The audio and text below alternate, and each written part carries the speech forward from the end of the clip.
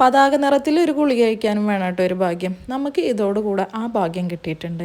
ഞാൻ കഴിക്കാനുള്ള ഗുളികകൾ കയ്യിലെടുത്ത് നോക്കിയപ്പോഴാണ് ഓറഞ്ച്, പച്ച, വെള്ള. എന്നാൽ നമുക്ക് പതാകയാക്കി നോക്കാം.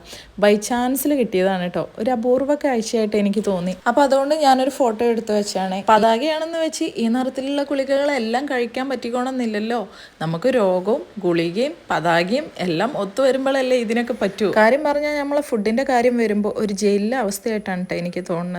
കഞ്ഞിയും പയറും അത്ര മോശമാണെന്നല്ല പറയണേ. എനിക്ക് ഏറ്റവും ഇഷ്ടമുള്ളൊരു സംഭവമാണ് കഞ്ഞിയും പയറും. ഈ ഒരു കാലയളവിൽ നിശ്ചിത ആഹാരം നിശ്ചിത അളവിലല്ലേ നമുക്ക് കഴിക്കാൻ പാടുള്ളൂ. എരിവും ഉപ്പും പുളിയും പാടെ അങ്ങോട്ട് ഉപേക്ഷിക്കാനൊന്നും ഡോക്ടേഴ്സ് ഒന്നും പറഞ്ഞിട്ടില്ല കേട്ടോ. എവിടെ ചെന്നപ്പോഴും അത് തന്നെയാണ് പറഞ്ഞത്. നമ്മളെ വീട്ടിലും നാട്ടുകാരൊക്കെ പറയും കേട്ടോ, ഉപ്പ് തൊടാൻ പാടില്ല, അല്ലെങ്കിൽ വേറെ സംഭവം തൊടാൻ പാടില്ല. അങ്ങനെ ഉപ്പ് തൊടാതെ ഇരുന്നിട്ടുണ്ടെങ്കിൽ നമുക്ക് ഏറ്റക്കുറച്ചിൽ വരുന്ന വേറെയും സംഭവങ്ങളൊക്കെ ഉണ്ട് കേട്ടോ നമ്മളെ ബോഡിയിൽ. അപ്പോൾ അതൊക്കെ നമുക്ക് നമ്മുടെ രോഗത്തിനനുസരിച്ച് ഡോക്ടേഴ്സ് പറയണ പോലെ കൂട്ടയും കുറുക്കുകയൊക്കെ ചെയ്യാട്ടോ. അപ്പോൾ അതേ കേസ് ഇതാണ് നമ്മൾ മഞ്ഞപ്പിത്തത്തിന് 2-3 ദിവസങ്ങളിലൊക്കെ കഴിച്ചത്. അപ്പോൾ അതുകൊണ്ട് തന്നെ അതിൻ്റെ പിടിയിൽ നമ്മൾ പെട്ടെന്നൊന്നും വീണ് പോയിട്ടില്ല കേട്ടോ, അൽഹംദുലില്ലാ.